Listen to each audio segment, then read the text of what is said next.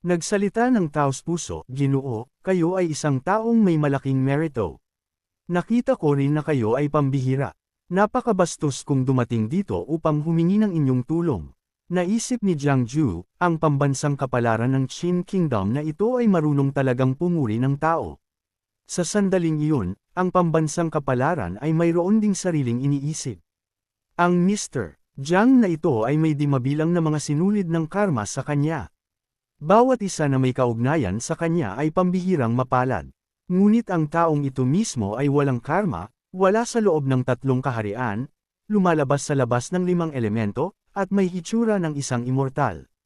Muling yumuko ng mas lalo ang pulang dragon, na nagsabing may buong puso, kung hindi kikilos ang Ginoo, natatakot ako na malapit nang bumagsak ang Qin Kingdom. Pakiusap, maghula para sa mga tao ng Qin Kingdom. Lubhang nahihiya si Jiang Ju at winigiway ang kanyang kamay. Hinihingi mo ang aking tulong, ngunit paano ko matutulungan? Sinabi ng pambansang kapalaran na ang kahirapan ng Qin Kingdom ay dahil sa demonyong kerida na pumasok sa palasyo, na bumulag sa isip ng pinuno. Tinanong ni Jiang Ju, ano ang pinagmulan ng demonyong kerida na iyan, na kaya niyang yanijin ang pundasyon ng isang bansa. Ang demonyong kerida na iyan ay mula sa 10,000 Demon Kingdom at isang Jade Stone na naging engkanto. Nagulat si Jiang Ju, 10,000 Demon Kingdom. At peste, ang magiging anak ko sa Heavenly Demon Lord Tu Shaolan ay marahil naghahanap sa akin kung saan-saan ngayon. Kalimutan na, hindi ko naiisipin iyan. Nagpatuloy si Jiang Ju sa pagtatanong, ano ang antas ng kultibasyon ng demonyong kerida na iyan na kahit ang iyong pambansang kapalaran ay walang magawa. Sumagot ang pulang dragon, dumating siya sa Qin Kingdom upang sumailalim sa kanyang pagsubok sa langit. Nagsasalita si Jiang Ju, at ang kanyang ekspresyon ay di sinasadyang naging mas seryoso. Ang paglinang ay tungkol sa paghamon sa kalangitan, tungkol sa pagdanas ng lahat ng uri ng pagsubok. At mas mahirap para sa mga demonyong angkan ang maglinang kaysa sa karaniwang tao. Kailangan nilang sumailalim sa 2 pagsubok mula sa kalangitan, ang earthly fiend, at ang heavenly gang. Ang isang nagel-inang na demonyo na makatagal sa antas na ito ay dapat na may lakas na maihahambing sa isang woman all-rounder. Hindi isang maliit na foundation establishment stage 8th grade cultivator, tulad ko ang makikialam sa kapalaran ng bansa. Ipinikit nito ang mga mata at sinabing, alam ko rin na nasa mahirap na sitwasyon ang Ginoo. Hindi ko hinihingi sa Ginoo na alisin ang demonyo. Mayroon lang akong isang bagay na hihingin sa Ginoo. Naisip ni Jiang Ju, dahil sa pulang dragon sa aking panaginip, hindi ko alam kung paano aalis sa panaginip na ito. Kailangan ko lang makinig sa kung ano ang sasabihin nito. Sinabi ni Jiang Ju, ano ba talaga iyon? Sabihin mo lang, pero ang aking lakas ay talagang mababaw. Natatakot ako na makatulong ako sa iyo. Ang pambansang kapalaran ay sumagot pa rin ng taos-puso, ang Ginoo lamang ang makakatulong sa akin sa bagay na ito. Matagal nang nawala ang moralidad ng kasalukuyang pinuno. Alam ko na bihasa ang Ginoo sa 8 trigram. Magalang kong hinihiling sa Ginoo na pumili ng isa pang matalinong pinuno para sa Qin Kingdom. Ibibigay ko ang 2 bagay na ito sa Ginoo. Kasabay nito, 2 sinag ng liwanag ang bumaba mula sa bibig ng dragon. Nang makita ang 2 bagay na lumilipad patungo sa kanya, nagulat si Jiang Ju. Ito ay, una ay isang jade seal na kulay asol. Ang jade seal na ito ang dragon vein ng bansa. Ang taong may hawak ng seal na ito ay ang magiging pinuno ng buong bansa. Pakitulungan akong pamahalaan ito. Kung makakita ka ng matalinong pinuno, ibalik mo ito sa kanya. Ang isa pang bagay ay isang seksyon ng Guilty Scroll. Ang bagay na ito ay partikular na ginagamit upang putulin ang kapangyarihan ng mga nakaraang pagsubok, upang parusahan ang mga hanggal na monarko sa itaas, at upang parusahan ang masasamang espiritu sa ibaba. Kung hindi magawa ng monarko ng Qin Kingdom, kung gayon ang pagpaparusa ng Ginoo ay alinsunod sa kalooban ng langit. Makakatulong ang bagay na ito sa Ginoo. Hawak ang 2 bagay na ibinigay sa kanya ng banal na dragon, naisip ni Jiang Ju, ipinagkakatiwala ba nito ang kapalaran ng Qin Kingdom sa aking mga kamay? Ito ay masyadong mahirap. Magsasalita na sana si Jiang Ju nang bigla siyang inistorbo ng banal na dragon. Hindi ko pinipilit ang Ginoo na sumang-ayon sa pagbibigay sa iyo ng 2 bagay na ito. Kung ayaw tulungan ng Ginoo, Kung gayon karapat-dapat lamang na ganito ang kapalaran ng Qin Kingdom. Kung handa ang Ginoo na tumulong, handa akong ibigay ang kalahati ng pambansang kapalaran ng Qin Kingdom sa iyo. Mula ngayon, ang Qin Kingdom ay magiging Qin Kingdom ng Ginoo, at ang Ginoo ang magiging haligi ng Qin Kingdom. Pagkatapos noon, umalangaw ang ugong ng banal na dragon at nag-ulo ang nakapaligid na espasyo. Sa sandaling iyon, nagising si Jiang Ju. Tumingin siya sa kanyang paligid at napagtanto na nakatakas siya mula sa ilusyon na espasyo na nilikha ng dragon. Ipinatong ni Jiang Ju ang kanyang kamay sa kanyang noo, kinukuskus ang kanyang sentido. Habang nagtataka siya kung totoo ba ang nangyari, kinumpirma ng dalawang bagay sa tabi niya ang kanyang iniisip. Nakaupo at tinitingnan ang dalawang bagay na kakabigay lamang sa kanya, naisip ni Jiang Ju, ako ay isang 8th grade cultivator, lamang, hindi man lang mamamayan ng Qin Kingdom. Bakit ibibigay sa akin ng pambansang kapalaran ng Qin Kingdom ang dalawang bagay na ito? Masyadong walang katwiran. Dahil ba sa pinarusahan ko ang lumang pagong sa Yue River, o dahil magaling ako sa paghula? Ano ba talaga ang nakita ng pulang dragon sa akin para gawin ang desperadong desisyon na ito? Kinulat ni Jano ang kanyang buhok sa ulo. Ang mga salitang sinabi ng pulang dragon ay umuulit sa isip ni Jiang Ju, ibigay ang kalahati ng pambansang kapalaran sa Ginoo. Mula ngayon, ang Qin Kingdom ay magiging Qin Kingdom ng Ginoo, at ang Ginoo ang magiging haligi ng Qin Kingdom. Gusto ko lang hiramin ang batang master para maiwasan ang pagsubok ng ibang babae. Kaya bakit ko kailangang makatagpo ng ganito? Lubos na nagalit si Jiang Ju at malakas na ipinukpok ang kanyang kamay sa mesa. Punyeta, lahat ng ito ay kalokohan. Kung alam ng monarko ng Qin Kingdom na nasa aking mga kamay ang dalawang bagay na ito, pupugutan niya ako ng ulo o balatan ng buhay. At mayroon ding demonyong kerida na mayroon, at least, earthly fiend realm cultivation. Kinulat muli ni Jiang Ju ang kanyang buhok. Naku, Diyos ko, ang nakakainis nito. Pagkatapos noon, dahan-dahan siyang nag-isip muli. Sinabi ng pulang dragon na haharange nito ang aking kasalukuyang pagsubok. Wala na talaga akong pakiramdam na nakakandado ako sa pagsubok mula sa kalangitan. Mukhang hindi ito nagsinungaling sa akin. Kung naresolve na ang pagsubok ng ibang babae, kung gayon hindi ko na kailangang hiramin ang kapalaran ng batang master na si Qin Xia. Hindi ba ibig sabihin nito ay makakatakas na ako ngayon sa halip na manatili sa Qin Kingdom at sumugal? Mas mabuting umalis na ako agad. Sa anong paraan ko man isipin, iyon ang pinakamabuting plano. Habang nag-iisip si Jiang Ju, mas lalo siyang ngumiti ng mayabang. Humanap ng sulok na walang makakahanap sa akin at magtatag ng base sa loob ng daan-daan o libu-libong taon. Kapag umalis ako sa bundok, maaari kong itapon ang dalawang shaman na iyon sa kama at paluan ang kanilang puwet. Hindi ba iyon magiging maganda? Ngunit biglang huminto ang takbo ng isip ni Jiang Ju. Tiningnan niya ang dalawang bagay sa mesa. Agad na naging malungkot ang kalooban ni Jiang Ju. Ang pakiramdam na ito ng pagsubok na gawin ang higit sa kaya ko ay hindi maganda. Bahala na. Susubukan ko ang aking makakaya. Ngunit kapag nakaramdam ako ng panganib, huwag mo akong sisihin. Sa oras na iyon, agad akong tatakas. Hindi dapat ito maging malaking problema. Mayroon na akong karanasan sa matagumpay na pagtakas mula sa dakilang demonyong hari ng 10,000 Demon Kingdom. Kinakip ni Jiang Ju ang dalawang bagay at binalak. Hindi dapat makita ng mga tagalabas ang dalawang bagay na ito. Kailangan ko silang itago ng maingat. Kung nais kong kumpletuhin ang misyon ng pambansang kapalaran para sa Qin Kingdom, kailangan kong makipagkita sa isang miyembro ng royal family ng Qin Kingdom. Ngunit sa aking kasalukuyang katayuan, natatakot ako na kahit na pumunta ako sa pintuan upang humiling ng audience, walang sinumang handang makipagkita sa akin. Hayaan ko na lang ang tadhana ang magdesisyon. Nanatili si Jiang Ju sa tirahan ni Xinjia. Dahan-daang lumipas ang oras at sa wakas, pagkalipas ng kalahating buwan, dumating ang araw. Sa isang marilag at marangyang palasyo, isang lalaki na may marangal na kasuotan at matabang katawan ang nakahiga sa isang silya. Sa paligid niya ay mga katulong na naglilingkod sa kanya ng magalang. Ang lalaking may matabang katawan na nakahiga sa silya ay ang monarko ng Qin Kingdom, si Qin Yuzhen, at kalalabas lang ng kanyang bibig ang mga mura. Punyeta, isang babae na may magandang mukha at kahali-halinang figure ang lumitaw. Siya ang Jade Stone Spirit ng 10,000 Demon Kingdom, si Su Yuan.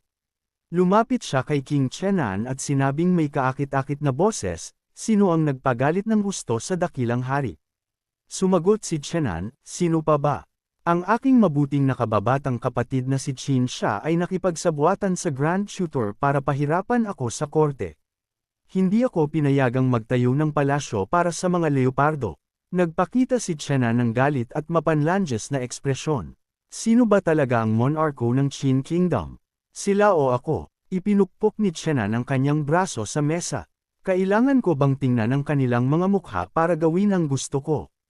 Talagang masyadong walang respeto. Ginamit ni Su Yuxian ang kanyang kaakit-akit na boses upang sabihin, dakilang hari, huwag kang mag-alala. Nagbibiro lamang ang kerida, kung hindi natin itatayo, hindi natin itatayo. Bakit pahihirapan ang dakilang hari? Nang marinig ang sinabi ni Suyes, agad nang umiti si Chenan at sinabing may pagmamahal, sa isang matalinong asawa na tulad mo, kahit mamatay ako, hindi ako magsisisi. Biglang lumapit ang isang katulong upang magulat, dakilang hari, sa labas ng palasyo ay mayroong taong gustong humiling ng audience sa kerida at may dalang token. Mabilis na nagsalita si Chenan, dalhin mo ito. Kung mayroon man, nang makita niya ang bagay, agad na nagbago ang ekspresyon ni Su Yuxian, naging takot, na dahilan para agad na itanong ni Chenan, aking asawa, ano ang problema mo? Ito ay isang common medallion. Agad pagkatapos, nabalik ang karaniwang ekspresyon ni Su Yuxian at sinabi kay Chenan, dakilang hari, dumating na ang pamilya ng aking ina. Babalik ako mamaya. Iwinagayway ni Chenan ang kanyang kamay ng masaya, bilasan mo. Pagkatapos noon, bumalik si Su Yuxian. Nang makita niya ang taong nakatayo sa harap niya, agad siyang lumuhad ng magalang at sinabing, binabati ni Su Yuxian si Sword Zanjun, aking Panginoon. Ang Sword X Shanjun na iyon ay mahinang inulit, Sword X Shanjun. Matagal na mula nang marinig ko ang titulong iyon. Wala ng Sword Zone sa mundong ito. Tanging ang malapit na gwardya sa ilalim ng utos ng Heavenly Demon Lord, na si Qin Zino.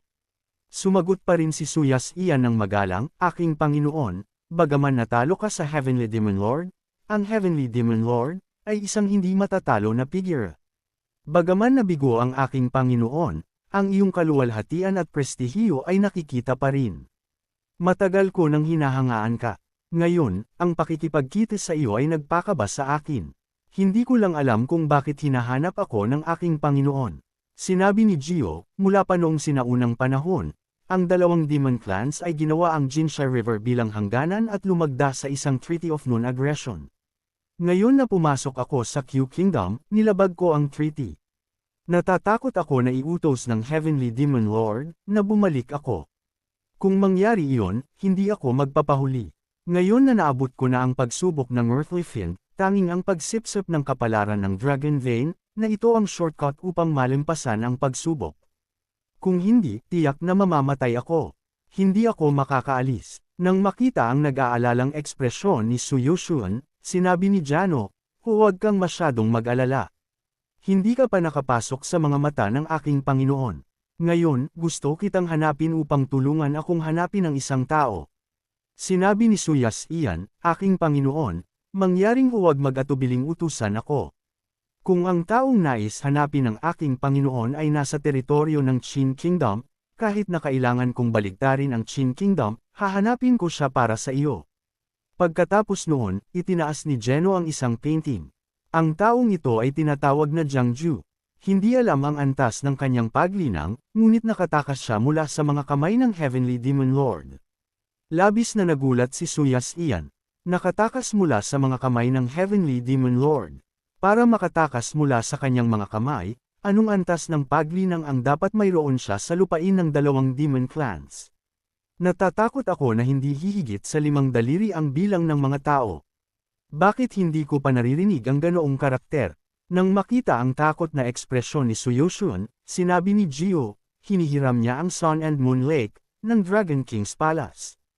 Ang kanyang sariling lakas ay maaaring hindi ganoon kataas. Nakahinga ng maluwag si Su Yuxian. Kaya pala ganoon. Ang Dragon King Sun and Moon Lake, ay ang pinaka-senior na Demon Clan Sage, sa 10,000 Demon Kingdom. Madalas siyang ikumpara sa Heavenly Demon Lord. Hindi lang, imposibleng ikumpara kung sino ang mas malakas at sino ang mas mahina. Anyway, hindi siya nakikipagkompetensya para sa kapangyarihan at kita. Ang Jungju na ito ay maaaring magkaroon ng kanyang basbas. Ang kanyang relasyon sa matandang dragon na iyon ay dapat na maganda. Gaano kaina ang isang taong maaaring makipag-ugnayan sa ganoong karakter? Bagaman hindi malinaw ang antas ng paglinang ng taong ito, mayroon siyang ilang trick at supernatural na kapangyarihan. Ang painting na ito ay hindi kinakailangang tumpak. Marahil ay alam niya kung paano magbalat kayo. Napakakaraniwan ang paglalakbay sa mundo. Tanong ni Suyan, aking Panginoon, mayroon ka bang divine sense imprint ng taong ito? Ang anyo at figure ng isang cultivator ay maaaring magbago. Tanging ang divine sense imprint ang hindi nagbabago, maliban kung baguhin niya ang lahat ng 7 kaluluwa at 6 na espiritu. Sagot ni Gender, wala ako nito. Gayunpaman, ang taong ito ay lubos na nakakaalam tungkol sa mga usapin ng 4 na direksyon. Kapag naghuhula para sa iba, minsan ay naglagay siya ng komento, only talking about hidden things, not talking about mediocre things. Naguguluhang tanong ni Suyas iyan, aking Panginoon, iyon lang ba? Ipinikit ni Shu ang kanyang mga mata at sumagot, oo, iyon lang. Naisip ni Suyas iyan, paano ko hahanapin ang isang tao na may ganito lamang na impormasyon? Bagaman may painting, kasing dami ng buhok sa isang baka ang mga disguised spells. Bawat cultivator, ay alam ang mga ito. Tungkol sa komentong iyon, mas lalo itong parang biro. Paano kung magbago ang diver na iyon sa ibang tao? Ang tanging kapaki-pakinabang na impormasyon ay talagang ang kalaban ay isang diver na bihasa sa pagbunot ng lats. Nakangiting sinabi ni Suyas, naiintindihan ng Kerida. Tiyak na gagawin ko ang aking makakaya upang hanapin siya. Pagkatapos ay naisip niya, batay sa impormasyong ito, ang paghahanap sa kabilang partido ay talagang parang paghahanap ng karayom sa dayami. Pagkatapos kong paalisan ang dakilang Diyos na ito, magkukunwari na lamang ako na hindi ko narinig ang anumang bagay. Pagkatapos noon, sinabi ni Geno, kung makita mo ang taong ito, pumayag ang aking Panginoon na ay pangako sa iyo ang isang kota sa 10,000 demon abyss. Masayang sinabi ni Suyas iyan, aking Panginoon, totoo ba ito? Kinumpirma ni Ju, ang aking Panginoon mismo ang nagsabi nito. Paano ito magiging biro? Labis na natuwa si Suyas iyan.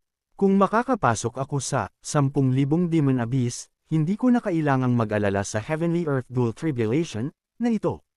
Tiyak na papasok ako sa realm of the Demon King. Anuman ang mangyari, dapat kong hanapin ang Jungju na ito. Tumayo si Suyas iyan. Ang kanyang saloobin ay lubos na iba sa dati. Mangyaring huwag mag-alala ang lahat. Tiyak na gagawin ng Kerida ang kanyang makakaya upang hanapin ang taong ito. Nang makita ang saloobin na iyon, sumagot din si Gio, maganda iyan. Kung makita mo si Zhangjo, agad na durugan ang bagay na ito. Agad kong malalaman. Pagkatapos noon, may ibinigay siya kay Suyas iyan. Pagkatapos matanggap ni Suyas iyan ang bagay, naisip ni Gio na hindi kinakailangang nasa loob ng Qin Kingdom si Jiangju. Ang 3 bansa ng Wei, Xin, at Xiao ay may posibilidad na mayroon siyang anino. Nakadaan na ako sa Wei Kingdom at ngayon ay dumating na ako sa Qin Kingdom. Kailangan ko agad na pumunta sa Xiao Kingdom upang ipahanap si Jiangju sa Demon Clan ng Xiao Kingdom. Like, comment, share, and subscribe naman dyan mga ito go. Maraming salamat po.